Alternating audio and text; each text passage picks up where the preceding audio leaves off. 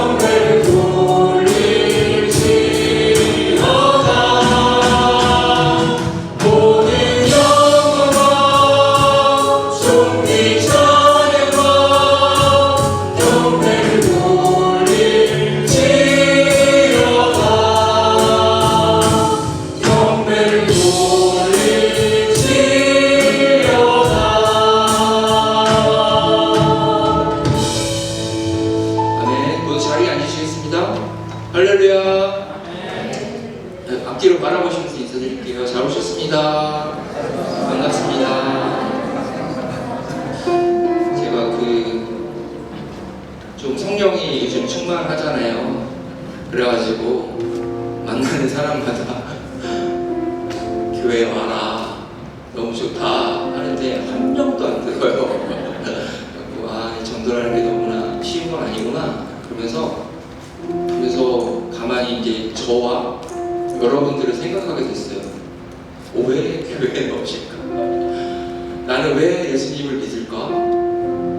뭐가 이유가 있는 것 같지가 않은 거예요. 그냥 어느 순간부터 그냥 삶의 일부가 됐고, 이걸 어떻게 설명해야 될지 모르겠어요. 너무나 좋은데 이래서 좋다라는, 아무리 설명을 잘 하려고 해도 도저히 안 되는 것 같아요.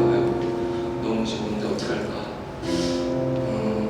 교회 앞에서 기타 들고 하나님이 너무나 좋습니다 라고 찬양하면서 그렇게 얘기하고 할까라고 지금 생각들 하는데, 아무튼 드리고 싶은 말은 오늘 이 자리에 앉아서 예배를 드리는 이 순간이 너무나 그냥 이루어진 것 같지는 않습니다. 정말로 하나님이 저희들을 부르시고 그 다음에 먼저 부르신 이유가 분명히 있으신 것 같습니다.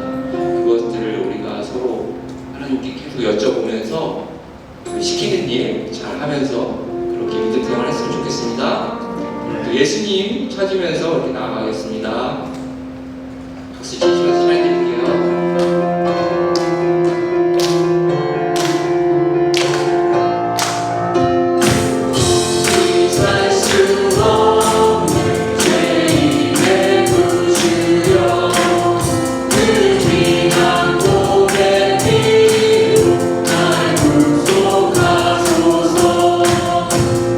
주의 사랑으로 흘리신 보혈이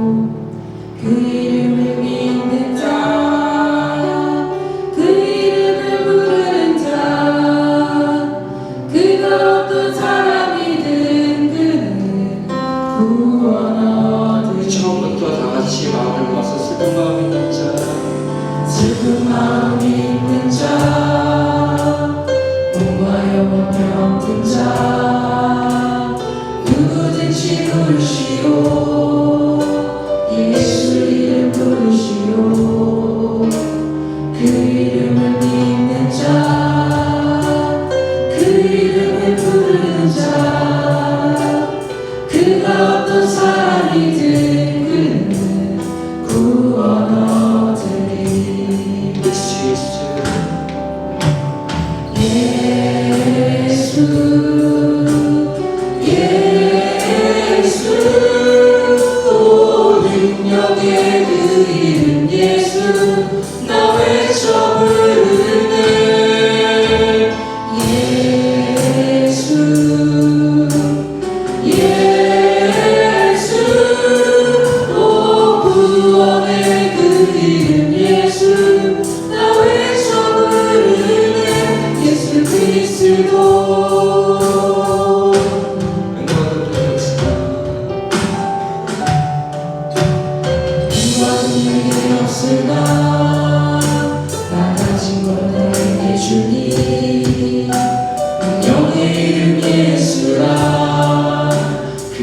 이름을 높이시고 그 이름을 믿는 자, 그 이름을 외치는 자, 그들 어떤 사람이든 그는 주의 영광 보리라.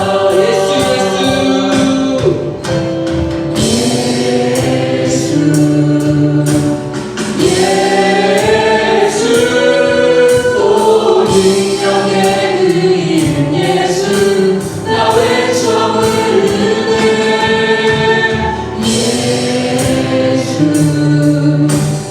예수 오 구원의 그 이름 예수 나 외쳐 부르네. 예수 그리스도 우리에게 주신 영광의 이름, 우리에게 주신 영광의 이름 나 어찌 잠잠하리. 세상에 크게 외쳐 부르리 나의 주 예수 그리스도.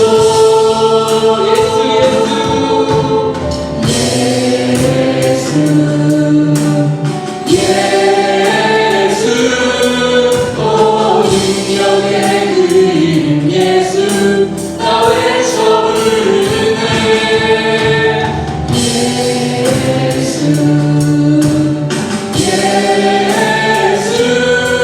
오 구원의 그 이름 예수 나 외쳐 부르네. 예수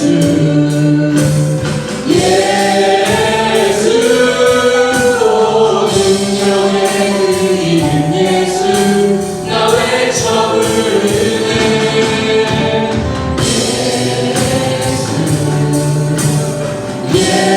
예수 오 구원의 그 이름 예수 나 외쳐 부르네. 예수 그리스도. 아멘. 우리의 죄를 대속하신 예수 그리스도를 생각하며 기도드리며 나아가겠습니다.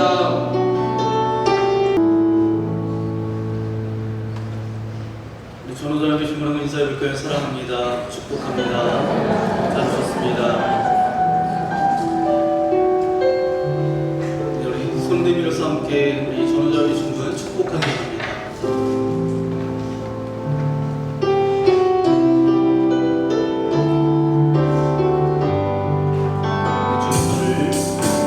주님 너를 항상 인도하시니 내 마음 땅에서도 너를 만족시키니 너는 붉은 동상 같겠고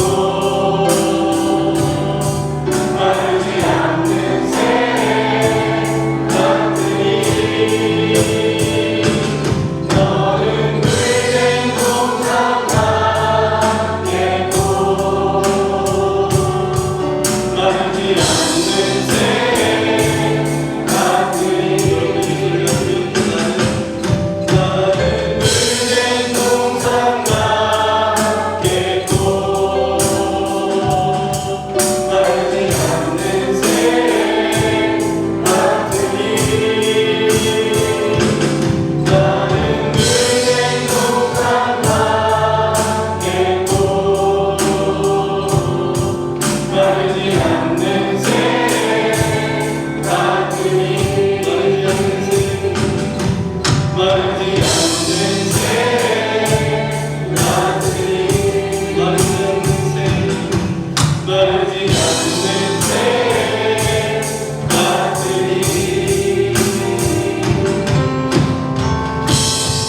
우리를 예배의 자리에 모시고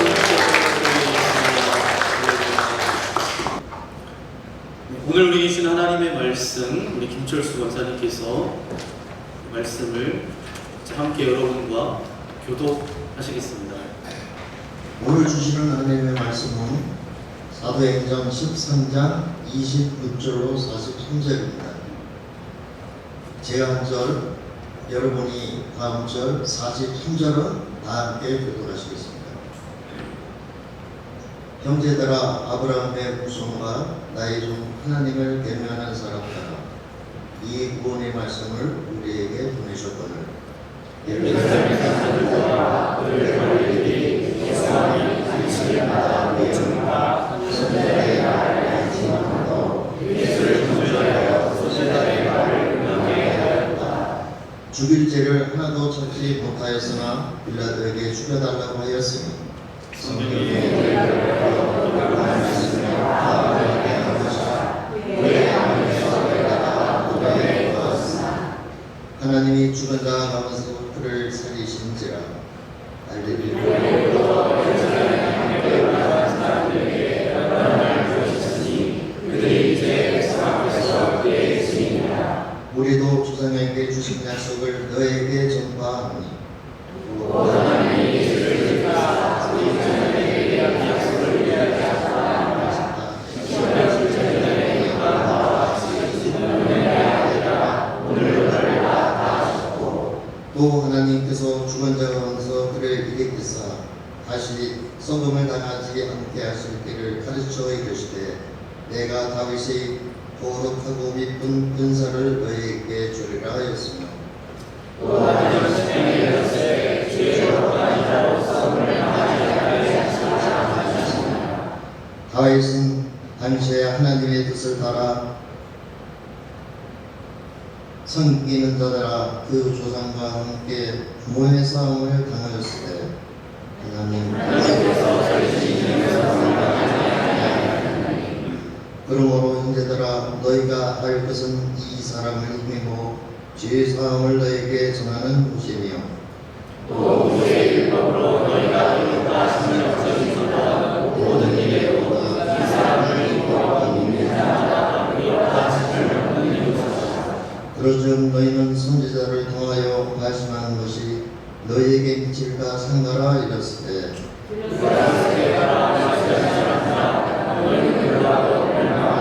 내가 너희에게 당하여 일을 당할 것이니 사람이 너희에게 연도자고 누구든지 그들이 나갔을 사람들이 청하되 다음 안식일에도 이 말씀을 하라 하더라.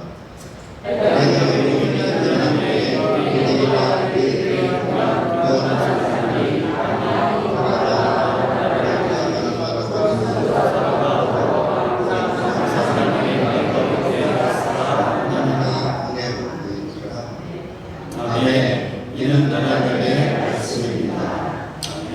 모두 자리에 앉아주시기 바랍니다. 오늘 사도행전 46번째 말씀 여러분과 함께 나눕니다. 사도행전 13장 26절부터 43절까지 말씀을 가지고 우리 제목을 함께 고백해 볼까요? 시작. 예수님. 이란 제목으로 하나님의 말씀을 함께 나누겠습니다. 여러분, 말씀을 시작하면서 조금 심각한 질문을 여러분에게 한번 드리려고 합니다. 여러분의 인생 가운데 정말 끝났다라고 생각됐던 일이 여러분 계십니까? 내 인생 끝난 것 같아요. 그랬을 때가 여러분 계신가요? 제가 이렇게 질문을 드리면 여러분 마음 가운데 속으로 이런 생각을 하실 거예요. 오늘 말씀을 시작하면서 왜 이렇게 심각하실까? 이렇게 속으로 생각하시는 분이 계실지 모르지만 우리가 가만히 생각해 보면 우리가 이 땅을 살아가면서 모든 순간, 이런저런 순간이 한두 번은 아니었던 것 같습니다. 정말 끝난 것 같았어요. 이제는 방법이 없다. 이 관계는 이제 회복될 기미가 보이지 않는다. 이 문제는 도무지 해결할 수 없다. 내 인생은 여기까지인가 보다. 그런데 지나고 보니까 어떻죠? 끝난 줄 알았는데 끝나지 않았습니다. 오히려 그 일을 통해서 새로운 어떤 일이 시작되었습니다. 그래서 오늘 저는 여러분에게 함께 이 질문을 함께 생각해 보려고 합니다. 정말 끝난 것일까? 우리가 보기에는 끝난 것 같아 보여도 하나님께서 보시기에는 아직 끝나지 않았을 수가 있습니다. 왜냐하면 우리가 인생을 살아가지만 우리는 인생의 중간 정도를 살아가고 있지 끝을 살아가고 있는 것은 아니기 때문이죠. 그래서 하나님은 우리에게 마지막 장을 알고 계시는 분이 하나님이시기 때문입니다. 여러분, 어제가 무슨 날이었죠? 제 80일에 광복절을 우리가 맞이하게 됐죠. 1945년 8월 15일, 여러분 생각해 보세요. 그날 아침까지 우리 민족은 여전히 일제 통치하에 그렇게 놓여져 있었습니다. 그런데 그날 역사가 바뀌었어요. 1945년 8월 15일, 일본이 무조건적인 항복을 선언합니다. 국가기록원의 기록을 보니까, 이날의 기록을 보니까 광복, 일본 무조건 항복, 이렇게 기록되어져 있습니다. 더 놀라운 것은 이 소식이 전해지는 과정이었어요. 미국의 소리 VOA를 통해서 한국어로 일본의 무조건적인 항복 소식이 전해집니다. 조선동포 여러분, 일본은 무조건 항복하였습니다. 이 소식이 들려져서 이제 일제 치하에 놓여져 있었던 이 땅 가운데 해방의 기쁨이 맛보아졌다는 거예요. 여러분 한번 생각해 보십시오. 어제까지는 일본의 통치를 받게 되었어요. 그런데 하루아침에 자유를 맞이했습니다. 36년의 어둠이 끝나고 새로운 아침이 찾아왔다는 거죠. 물론 우리는 그 광복을 위해서 목숨을 걸고 싸웠던 수많은 독립운동가들의 희생과 헌신을 잊어서는 안 됩니다. 그러나 하나님을 믿는 우리는 그 역사 가운데서도 하나님의 섭리를 고백할 수밖에 없습니다. 하나님께서 우리 민족에게 광복을 허락해 주셨구나. 저는 목회를 하면서 이런 일들을 참 많이 경험했던 것 같습니다. 사람의 눈과 방법에는 아무 방법이 없어 보여요. 이건 이제 안 되겠다. 이건 끝났다. 그런데 하나님께서 일하기 시작하니까 어떻게 되죠?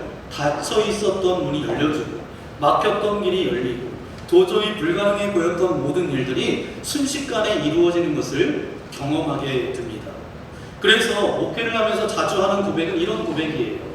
하나님이 하시면 됩니다. 제가 가끔 말씀을 전하면서 하나님이 하시면 됩니다 라고 말씀드릴 때가 있습니다. 그런데 어떤 목사님께서 그 말씀을 들으시고 속으로 아이고 목사님 너무 순진하셔서 그렇게 생각하셨던 것 같아요. 그런데 얼마 후에 이 권사님께 큰 아픔이 찾아왔습니다. 권사님은 하나님 왜 하필 저입니까? 라고 눈물로 하나님 앞에 나아가 기도하기 시작하셨어요. 그런데 하나님을 찾고 기도하는 동안 이 권사님에게 놀라운 변화가 일어났습니다. 하나님이 나와 함께 하시고 그리고 내 삶의 참된 주인이시며 여전히 선하신 분임을 비로소 고백하게 된 것입니다. 비로소 하나님을 경외하기 시작한 거예요. 하나님을 인격적으로 진짜 만나고 나니까 이전에 전혀 알지 못했던 삶의 깊은 깨달음이 찾아온 것입니다. 내 삶이 왜 여기까지 왔는지, 지금 내 앞에 놓인 상황이 무엇을 의미하는지 알게 되면서 하나님과 함께 걸어가는 삶의 깊은 은혜를 누리게 되셨다라고 그렇게 고백을 하십니다. 여러분, 이게 바로 지혜입니다. 하나님을 경외하기 시작할 때 바로 그 지혜가 임하게 되는 것이죠. 그래서 잠언서에 말씀하고 있죠. 여호와를 경외하는 것이 지혜의 근본이다. 그러므로 여러분, 믿음은 내가 미래를 다 알기 때문에 걸어가는 것이 아닙니다. 내가 미래를 알지 못하지만 나의 모든 미래를 알고 계시는 하나님 앞에 온전히 맡기고 믿는 것이죠. 내가 길을 찾지 못해도 하나님께서는 이미 그 길을 보고 계십니다. 내가 때를 알지 못해도 하나님께서는 가장 좋은 때, 가장 좋은 방법으로 우리의 삶을 인도하신다라는 거예요. 우리가 이제 끝났다라고 생각할 때 하나님께서는 아직 끝나지 않았다라고, 결코 끝난 것이 아니라고 우리에게 말씀하십니다. 오늘 저와 여러분이 읽었던 본문 말씀도 마찬가지예요. 예수님의 십자가도 그랬습니다. 사람들은 예수님께서 십자가에 달리는 순간 모든 것이 끝났다라고 생각했어요. 그러나 하나님께서는 그때로부터 새로운 일을 시작하셨다라는 거죠. 십자가는 끝이 아닙니다. 바로 부활이 기다리고 있었어요. 그래서 오늘 말씀을 통해서 우리의 마음에 이 믿음이 다시 한번 회복되어지기를 소망합니다. 내가 끝이라고 생각했던 그 자리에도 하나님은 여전히 일하고 계십니다. 이 믿음의 고백이 저와 여러분의 고백되어지기를 소망합니다. 그러면 첫 번째 우리 함께 고백해 볼까요? 시작. 역사의 주인은 하나님이십니다. 아멘. 사도 바울이 이제 설교를 통해서 회당에서 말씀을 가르치고 있습니다. 그런데 이 바울은 예수님의 이야기로부터 시작하지 않아요. 이스라엘의 역사를 이야기하고 있습니다. 하나님께서 이스라엘 백성들을 애굽에서 인도하셨고 광야를 지나게 하셔서 가나안 땅에 들어가게 하셨어요. 그리고 사사들을 세우셔서 저들을 구원하셨습니다. 그리고 저들이 우리에게도 왕을 달라라고 해서 왕까지 세우셨습니다. 그런데 바울이 특별히 한 사람을 이야기하고 있습니다. 바로 다윗입니다. 왜 다윗을 이야기했을까요? 다윗이 위대한 왕이었기 때문이었을까요? 바울은 지금 이스라엘의 역사가 어디를 향해서 가고 있는지를 보여주고 있는 것입니다. 이스라엘의 역사는 우연히 흘러온 이야기가 아니에요. 하나님께서 그 역사를 이끌어가고 계셨습니다. 그리고 그 역사의 절정에 누가 오셨어요? 예수 그리스도께서 오셨습니다. 오늘 23절 말씀에 보니까 바울은 이렇게 말합니다. 함께 고백하겠습니다. 시작. 하나님이 약속하신 대로 이 사람의 손에서 이스라엘을 위하여 구주를 세우셨으니 곧 예수라. 아멘. 여러분, 이것이 굉장히 중요합니다. 구약의 역사가 예수님을 향하고 있어요. 그래서 우리는 구약은 계시의 말씀이라고 하고 신약은 뭐라고 말하고 있죠? 성취된 말씀이라고 이렇게 말하는 거죠. 그러니까 구약에서 하는 모든 이야기는 누구를 초점 맞춰주고 있어요? 바로 예수님을 향하고 있다는 거죠. 하나님께서는 오래전부터 구원의 계획을 가지고 계셨고 그 계획을 하나하나 이루어 오셨습니다. 그런데 예수님께서 오셨을 때 사람들이 예수님을 알아봤어요? 못 알아봤어요? 알아보지 못했어요. 오늘 27절 말씀 우리 빨간색 글씨만 함께 읽겠습니다. 시작. 예루살렘에 사는 자들과 그들 관리들이 예수와 및 안식일마다 외우는바 선지자들의 말을 알지 못함으로 예수를 정죄하고. 예수님을 알아보지 못했어요. 그래서 예수님을 어떻게 했어요? 정죄했습니다. 죽일 죄는 없었지만 빌라도에게 죽여달라고 요구했습니다. 결국 예수님께서 십자가에 못 박히셨어요. 그런데 29절 말씀에 보니까 이 모든 일들은 어떤 일임을 말씀하고 있는데 29절 말씀 함께 읽겠습니다. 시작. 성령의 글을 가르쳐 기록한 말씀을 다 응하게 하는 것이라. 아멘. 놀랍지 않습니까? 사람들은 자기 뜻대로 빌라도에게 찾아가서 예수님을 십자가에 못 박으라고 그렇게 말합니다. 그러나 하나님께서는 그 모든 과정 속에서도 하나님의 구원의 계획을 이루고 계셨습니다. 여기서 우리가 아주 중요한 신앙의 원리를 발견할 수가 있어요. 사람들은 자기 뜻대로 움직이는 것 같지만 역사의 궁극적인 주인은 누구세요? 하나님이십니다. 이것은 인간의 책임이 없다라는 말이 아닙니다. 예수님을 죽인 사람들의 죄는 분명히 그들의 죄였어요. 그러나 인간의 악한 선택조차 하나님의 섭리는 무너뜨릴 수가 없었습니다. 하나님은 인간의 악보다 크신 분이십니다. 여러분, 요즘은 이제 자동차를 다 가지고 다니셔서 차를 타고 이동하지만 이제 가끔 가다가 저도 이제 차를 어디에 주차를 하고 기차를 타고 다닐 때가 있습니다. 만약에 서울역에서 부산까지 기차를 타고 간다라고 여러분 생각해 보세요. 기차 안에서 우리는 자유롭게 이동할 수가 있습니다. 앉아 있을 수도 있고, 잠을 잘 수도 있고, 간식을 먹을 수도 있고, 화장실에 갈 수도 있어요. 역칸으로 이동할 수도 있습니다. 심지어 이 기차는 부산으로 향하고 내려가고 있는데 반대 방향, 기차 안에서 반대 방향으로 걸어갈 수도 있습니다. 그런데 내가 아무리 반대 방향으로 걸어간다라고 해서 기차의 목적지가 바뀌어지지는 않습니다. 기차는 부산을 향해 가죠. 왜 그렇죠? 내가 기차의 운행을 결정하는 사람이 아니기 때문입니다. 저와 여러분의 인생도 마찬가지예요. 우리는 자유롭게 선택하며 그렇게 살아가는 것 같습니다. 하지만 우리의 선택보다 크신 하나님의 섭리가 저와 여러분에게 있어요. 그래서 우리는 이렇게 고백할 수밖에 없어요. 내 인생의 주인은 내가 아니라 하나님이십니다. 여러분, 지금 여러분의 삶이 이해되지 않는 어떤 문제를 만났습니까? 왜 이런 일이 나에게 찾아왔지? 영문도 모른 채 어려운 가운데 있는 분들이 있습니까? 기도했는데 상황이 변하지 않는 거예요. 하나님이 나를 떠나신 건가? 하나님께서 어디 계신 거지? 그렇다고 하나님께서 일하지 않으시는 것이 아닙니다. 하나님께서는 우리가 보지 못하는 곳에서도 여전히 우리를 위해서 일하고 계시는 줄 믿습니다. 우리는 때로는 우리의 주변 환경과 상황 때문에 그것에 눌려서 하나님이 나와 함께 하시는 것도, 하나님께서 나의 삶을 이끌어 가시는 것도 잘 모르고 그것을 깨닫지 못하고 살아갈 때가 참 많습니다. 저와 여러분 모두는 내 인생의 주인이 오직 하나님이심을 그렇게 고백하며 나아가는 저와 여러분 모두가 되시기를 예수님의 이름으로 간절히 축원합니다. 그러면 두 번째 우리 함께 고백하기 원합니다. 시작. 십자가가 끝이 아니라 부활이 마지막입니다. 그런데 오늘 본문 말씀에 보니까 바울이 가장 강력하게 선포하는 것이 있습니다. 바로 예수님의 부활이에요. 30절 말씀에 보니까 하나님이 죽은 자 가운데서 그를 살리신지라. 33절 말씀에도 보면 곧 하나님이 예수를 일으키사. 34절 말씀에도 보면 또 하나님께서 죽은 자 가운데서 그를 일으키사.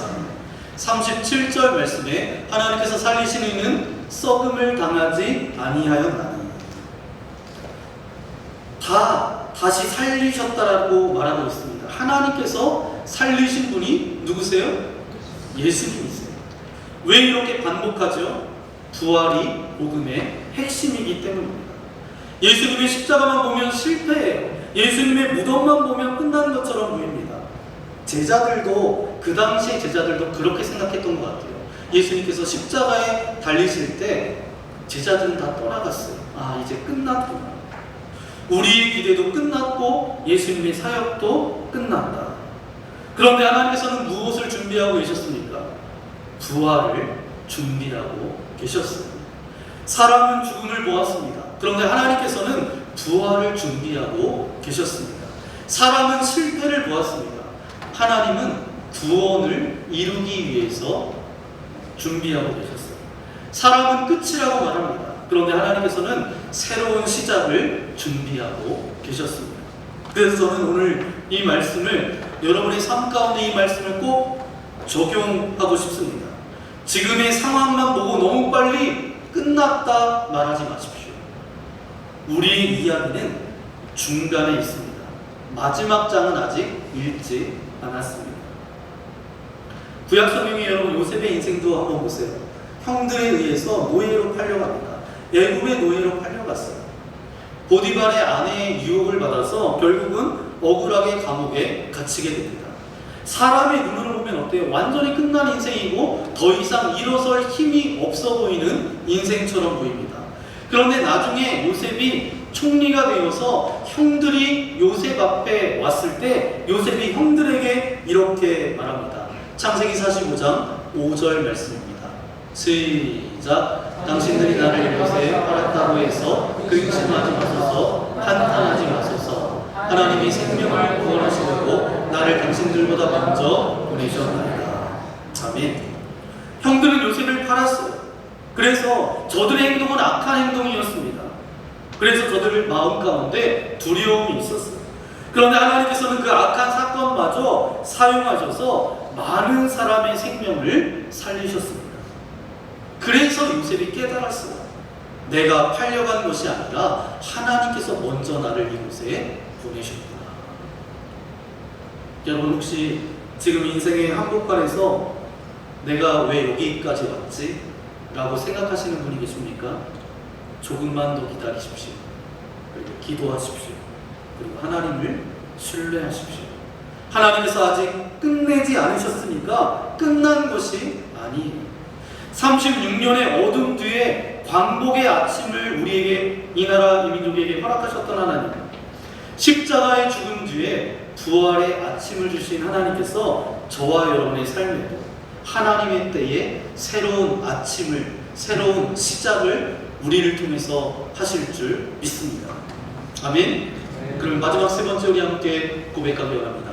시작. 예수님을 힘입어 오늘을 살아가십시오. 아멘. 그러면 부활하신 예수님께서 오늘 이 땅을 살아가는 우리에게 어떤 의미가 있을까요? 그 이유를 38절, 39절에 아주 분명하게 말씀하고 있습니다. 우리 빨간색 글씨만 함께 읽겠습니다. 시작. 이 사람을 힘입어 죄사함을 너희에게 전하는 이것이며 믿는 자마다 의롭다 하심을 얻는 이것이다. 아멘. 그럼 이것이 복음이에요. 예수님을 힘입어 우리가 죄사함을 받았습니다. 예수님을 힘입어 의롭다 하심을 받았습니다. 여러분, 보통 어떤 기적을 우리가 가장 큰 기적이라고 생각하죠? 병이 낫는 것, 죽었던 사람이 살아나는 것, 그런 기적을 보면 정말 엄청난 기적이라고 이렇게 말합니다. 그런데 예수님 당시 사람들에게는 이런 기적보다 더 놀라운 것이 있었는데, 그게 바로 뭐냐면 죄사함이 매우 놀라운 일이었어요. 죄를 사하는 권세는 하나님께만 있다라고 믿었기 때문입니다. 그런데 예수님께서 중풍병자에게 뭐라고 말씀하시냐 하면 마가복음 2장 5절 말씀해 보니까 작은 자야 내 죄사함을 받았느니라. 그러다 사람들이 그냥 충격에 빠진 거예요. 그래서 마가복음 2장 7절 말씀을 보니까 오직 하나님 한 분 외에는 누가 능히 죄를 사하겠느냐. 여러분, 병이 낫는 것도 큰 기적이고 죽은 사람이 살아나는 것도 놀라운 기적입니다. 그러나 죄인이 하나님과 다시 화목하게 되는 것은 얼마나 큰 기적인지 몰라요. 예수님께서 바로 그 일을 위해서 십자가를 지셨다는 거예요. 그래서 바울이 선포하고 있습니다. 38절, 39절 말씀에 그렇게 선포하는 거예요. 이 사람을 힘입어 죄사함을 너희에게 전하는 것이며, 그리고 39절 믿는 자마다 의롭다 하심을 얻는 이것이라. 여러분, 우리가 받은 기적은 예수님을 믿고 죄사함을 받은 기적입니다. 그런데 여기서 끝나면 안 된다라는 거예요. 죄사함을 받은 사람은 어떻게 살아가야 될까요? 바로 예수님을 힘입어 살아가야 합니다. 내 힘이 아니에요. 내 의지가 아니에요. 내 경험이 아닙니다. 예수님의 은혜를 의지하고 예수님의 능력을 의지하고 예수님의 말씀을 붙드는 것입니다. 여러분, 우리도 조금만 걱정되는 일이 생기면 어때요? 우리의 마음이 흔들립니다. 시험 때문에, 또 관계 때문에, 미래 때문에 불안한 가운데 그렇게 살아가요. 그런데 하나님의 사람은 감정이 없는 사람이 아닙니다. 우리도 다 감정이 있는 사람이에요. 그런데 두렵고 힘들더라도 감정이 우리의 주인이 되지 않게 하는 사람이 누구예요? 바로 그리스도입니다. 왜 그렇죠? 내 안에 계신 예수님을 힘입어 살아가기 때문입니다. 그래서 상황이 달라지지 않아도 이렇게 믿는 것이죠. 하나님께서 결국 합력하여서 가장 선한 길로, 가장 좋은 길로 인도하실 거예요. 나는 혼자가 아니야. 예수님께서 나와 함께 하시오. 이 믿음 가운데 하늘의 평안이 맛보아진다는 것입니다. 여러분, 평안은 뭐예요? 문제가 없다라는 증거가 아니라 어려움 속에서도 주님을 의지하고 있다라는 증거입니다. 그렇다면 예수님을 힘입어 산다는 것은 구체적으로 무엇일까요?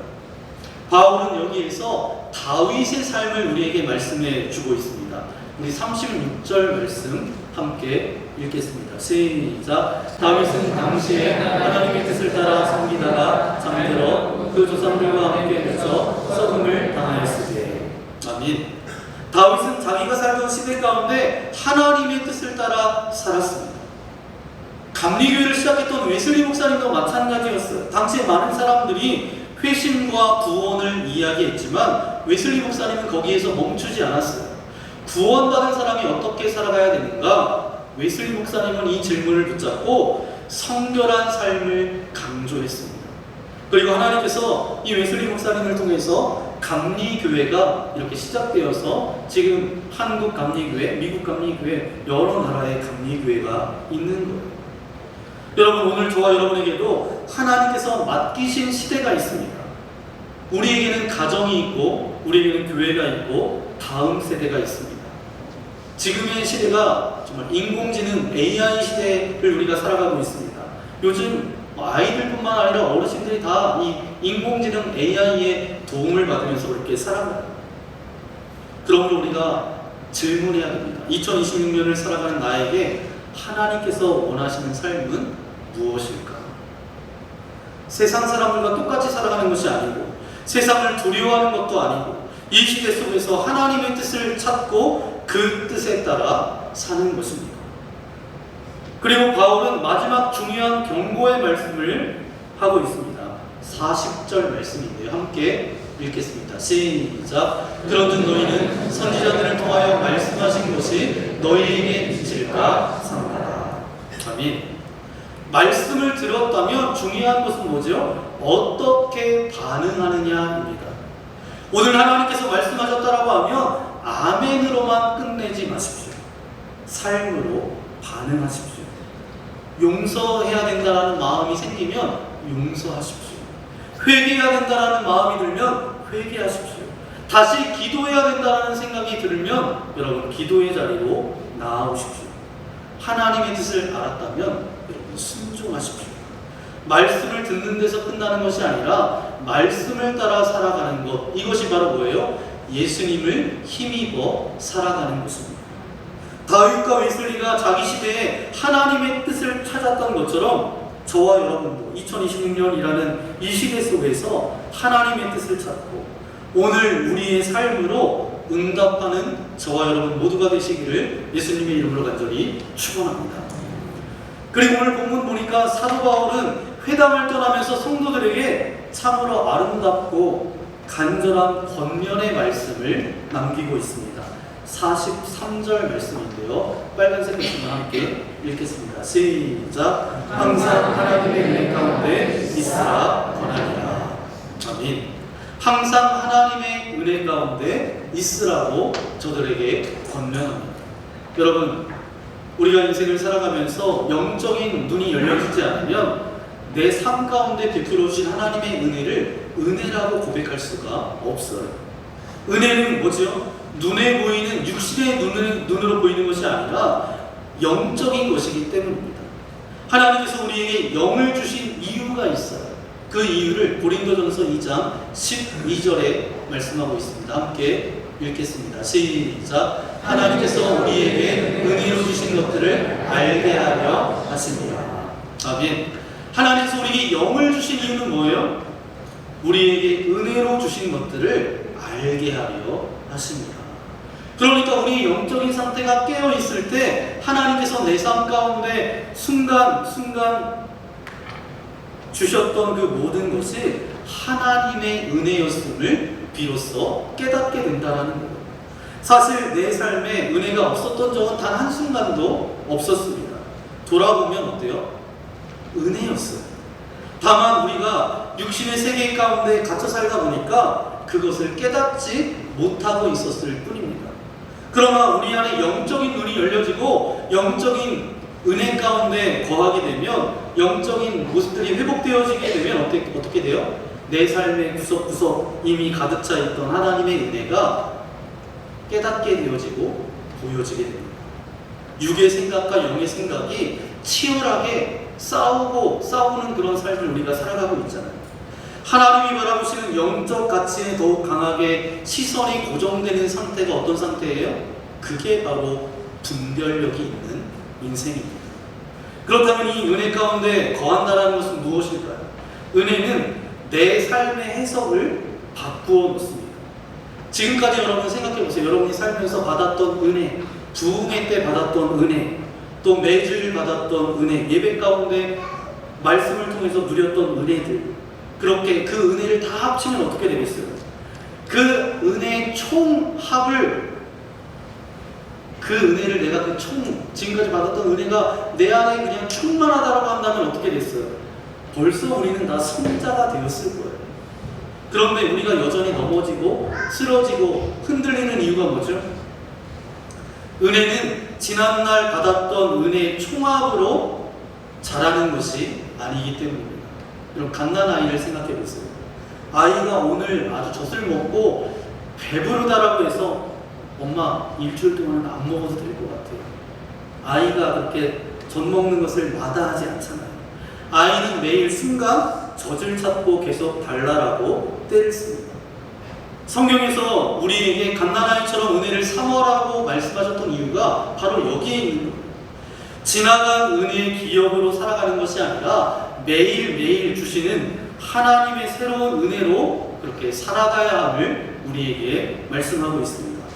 이렇게 매일매일 하나님의 은혜 가운데 살아가게 되고 그 은혜가 우리의 삶 가운데 임하게 되면 두 가지 현상이 나타나게 되는데, 첫 번째는 뭐냐 하면 은혜가 내 마음을 다스리기 시작합니다. 그리고 또 하나, 두 번째 참 중요한 것인데 내 삶을 은혜의 눈으로 해석하게 된다는 거예요. 여러분, 은혜는 누구로부터 와요? 하나님께로부터 옵니다. 그렇게 은혜가 임하면 내 삶에 일어나는 모든 상황이 하나님께서 보시는 관점, 곧 은혜로운 해석으로 바라보게 됩니다. 여러분, 지난 날들을 가만히 돌아보십시오. 감당하기 힘들 만큼 절망스러운 상황도 있으셨을 거예요. 그런데 여러분, 그 절망을 어떻게 이겨내셨습니까? 상황이 변해서가 아니라 여러분 심령에 하나님의 은혜가 임했을 때 비로소 이겨내지 않으셨어요? 여러분, 신앙생활은 내 삶에 어떤 일이 일어나는가의 문제가 아닙니다. 내게 일어난 그 일을 내가 어떻게 해석하느냐가 문제예요. 앞에 어떤 거친 삶이 기다리고 있을지라도 하나님께서 매일 공급하시는 은혜로 그 상황 하나하나를 해석하며 나아갈 때 우리는 나도 모르는 사이에 영적 깊은 은혜의 자리에 머무르게 됩니다. 제가 참 좋아하는 목사님이 계시는데 이분이 이렇게 말씀하시더라고요. 하나님은 하나님이시고 사람은 사람이다. 뭐 이렇게 말씀하시는데 제가 속으로는 뭐 당연한 말씀을 그렇게 하시나, 예전에 뭐 어떤 분도 이런 이야기를 하잖아요. 물은 물이고 산은 산이로다. 뭐 당연한 거 아니에요? 하나님은 하나님이시고 사람은 사람이다. 지극히 당연한 말씀인데 무슨 엄청난 감동도 있는 게 아니고 어떤 깨달음도 없어요. 그런데 이 목사님이 그 뒤에 덧붙여서 주셨던 말씀이 그냥 마음 가운데 남았는데 이런 말씀을 하시더라고요. 하나님은 실수가 없으신 전능하신 하나님이시고 나는 날마다 실수할 수밖에 없는 약한 사람임을 인정할 때 비로소 오늘을 살아가는 내 삶의 태도가 완전히 달라집니다. 여러분, 실수가 없으신 하나님께서 오늘도 저와 여러분의 삶을 붙들고 계십니다. 내가 비록 약하고 실수투성일지라도 날마다 주시는 하나님의 은혜 안에 거하십시오. 그 은혜가 여러분의 마음을 다스리고 여러분의 삶과 고난을 가장 아름답고 은혜롭게 해석해 줄 것입니다. 오늘 말씀을 통해서 여러분 세 가지를 기억하십시오. 첫 번째, 역사의 주인은 누구시라고요? 하나님이십니다. 두 번째, 십자가는 끝이 아니라 부활이 마지막입니다. 세 번째, 예수님을 힘입어 오늘도 살아가십시오. 오늘도 살아계신 하나님을 바라보십시오. 예수님을 힘 입으십시오. 그리고 항상 하나님의 은혜 가운데 살아가십시오. 그리하여 우리 모두가 세상을 두려워하는 사람이 아니라 하나님을 경외하는 사람, 절망에 머무르는 사람이 아니라 부활의 소망을 품는 사람, 시대에 끌려가는 사람이 아니라 시대 속에서 하나님의 뜻을 이루어드리는 주님의 존귀한 자녀로 살아가는 저와 여러분 모두가 되시기를 예수님의 이름으로 간절히 축원합니다. 이 시간 함께 기도하기 원합니다. 주님 감사합니다. 우리 인생의 기차가 어디로 가는지 보이지 않을 때라도 역사의 궁극적인 주인이신 하나님께서 선한 목적지로 우리를 인도하고 계심을 믿습니다.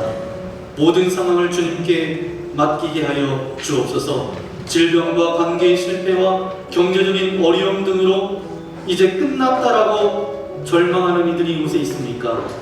십자가 뒤의 부활을 준비하신 하나님을 바라보며 다시 일어설 용기를 얻게 하여 주옵소서.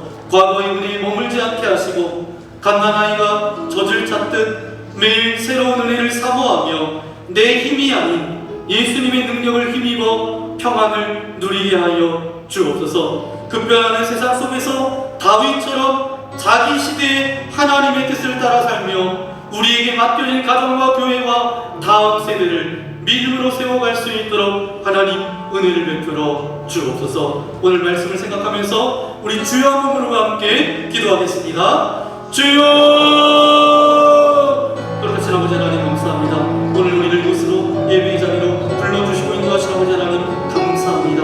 하나님, 우리는 이 땅을 살아가면서 뜻하지 않게 정말 수많은 어려움을 만납니다. 그러면서 우리는 때로는 이런 고백까지 합니다. 끝났어. 나는 안 되나 봐. 아버지 하나님, 그런 상황이 찾아와도 아버지 하나님 절망과 좌절하지 않도록 인도하여 주시고 날마다 우리의 삶을 평강으로 인도하여 주시며 그 역사를 주장하여 주시는 하나님의 은혜를 기억하며 나아갈 수 있도록 은혜를 베풀어 주옵소서. 예수님은 십자가가 끝이 아니었습니다. 무덤이 끝이 아니었습니다. 하나님께서는 새로운 길을 시작하셨고 구원의 길을 준비하셨습니다. 바로 부활의 마지막입니다. 우리가 우리 인생 가운데 십자가와 같은 그런 고난과 어려움이 찾아온다 할지라도 그것에 억눌려서 좌절과 아픔을 맛보는 인생이 아니라 부활을 기대하며 소망하며 나아갈 수 있도록 우리와 함께하여 주옵소서. 무엇보다도 예수님을 힘입어 살아갈 수 있도록 도와주시고 아버지 하나님, 주님의 그 부활하심을 날마다 기뻐하며 절망에 머무르는 인생이 아니라 부활을 소망하며 시대에 끌려가는 사람이 아니라 시대 속에서 하나님의 뜻을 이루어드렸던 다윗과 같은 인생으로 살아갈 수 있도록 우리의 삶을 인도하여 주옵소서. 급변하는 이 시대 가운데 먼저 우리를 불러주셨사오니 믿음으로 살게 하여 주시고 예수님께서 우리의 구원자 되어 주시고 우리의 영원한 생명 되어 주시고 우리가 모든 죄 가운데서 해방시켜 주셨던 것처럼 주님의 온전한 제자로 이 땅 가운데 살아갈 수 있도록 우리와 함께하여 주옵소서. 이 모든 말씀 우리 구주 예수님의 이름으로 간절히 기도하옵나이다. 말씀을 생각하면서 이 시간 별단의 찬양드리기 원합니다. 지금도 살아서 역사하시며 우리와 함께 하시는 그 주님을 찬양하기 원합니다. 주님만이 나의 참된 소망이 되어 주십니다. 그런 고백으로 이 시간 함께 찬양하기 원합니다.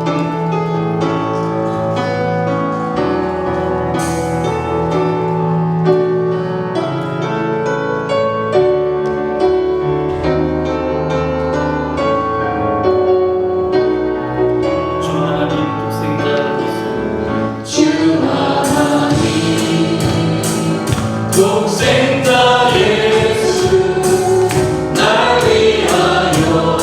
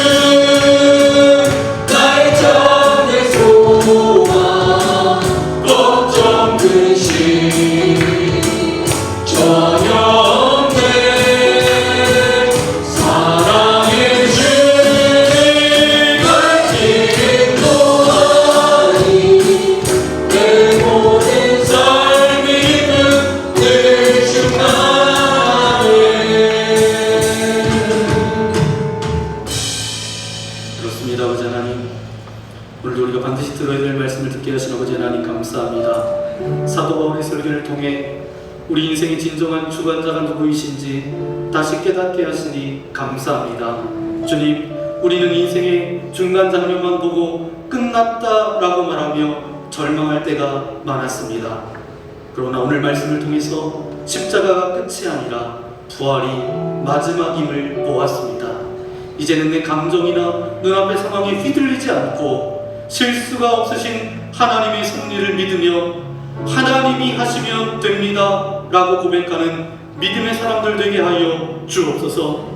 들은 말씀을 머리로만 남기지 않고 용서할 자를 용서하고 회개할 것을 회개하며 삶으로 반응하는 순종의 자녀들 되게 하여 주옵소서. 이 시간 주님께서 주신 은혜에 감사하며 정성껏 준비한 예물을 주님께 올려드립니다. 이 예물이 하나님 나라가 확장되는 일에 귀하게 쓰여지게 하시고 드려진 손길, 가정, 저들의 직장, 사업장을 축복하여 주셔서 물질 때문에 어려움 당하지 않도록 날마다 하늘의 평강과 풍성한 은혜를 공급하여 주옵소서. 81년 전에 이 민족에게 광복의 아침을 허락하셨던 아버지 하나님 감사합니다. 주님, 여전히 어둠 속에 있고 정말 이 나라가 분단되어서 서로 갈등하고 있는 이 나라의 민족을 불쌍히 여겨주시고 81년 전에 광복의 아침을 맞이할 수 있도록 하나님께서 인도하셨던 것처럼 이 나라의 민족 가운데 통일을 허락하여 주시고 복음으로 통일이 되어져서 한자리에 모여서 하나님을 찬양하며 하나님께 영광 돌려드리는 아름다운 이 나라의 민족교회 될 수 있도록 함께하여 주옵소서. 세계 열방을 위해서도 기도합니다. 지진으로 전쟁으로 어려움을 겪고 있는 이들이 있습니다. 주님 붙잡아 주셔서 이미 하나님의 복음의 말씀을 들고 나아간 선교사님들의 입술을 통해서 복음이 증거되어질 때마다 그 복음 앞에 나오게 하시고 하나님 앞에 나오게 하여 주셔서 진리 안에 참된 자유를 누릴 수 있도록 인도하여 주시고 정말 위로부터 공급되어 주시는 하나님의 놀라운 은혜와 기쁨을 맛볼 수 있도록 저들과 함께하여 주옵소서. 특별히 오늘 이 자리에 나온 믿음의 성도들을 위하여서 기도합니다. 육신의 연약함과 질병을 가지고 나왔습니다. 근심과 염려와 걱정과 절망과 안타까움을 가지고 시간 이 자리에 나왔습니다.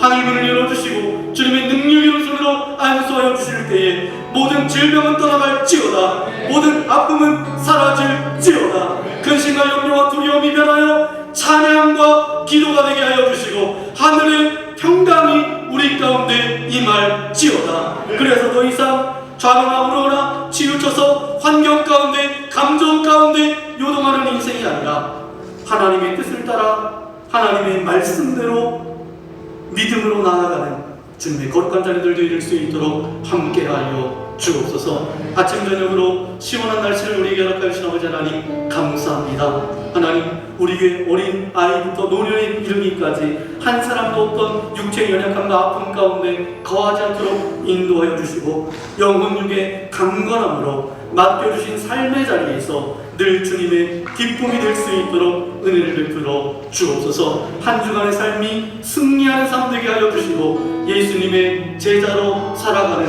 주님의 거룩한 자녀들 되어질 수 있도록 함께하여 주옵소서. 이제는 우리 구주 예수 그리스도의 크신 은혜와 사람의 악함까지도 손으로 받고 역사를 이끌어 가시는 하나님 아버지의 극진하신 사랑하심과 매일의 삶 속에서 하나님의 뜻을 분별하고 은혜 가운데 거하게 하시는 성령 하나님의 함께하여 주시니 끝이라고 생각하는 그 자리에서도 여전히 일하시는 하나님을 신뢰합니다. 부활의 소망을 품고 이 시대의 사명을 감당하기로 다짐하며 결단하는 이곳에 모인 주의 거룩한 자녀들 머리머리 위에 저들의 가정과 자녀들과 이 나라 이 민족 위에 이제부터 영원토록 함께하옵시기를 간절히 축원하옵나이다. 아멘.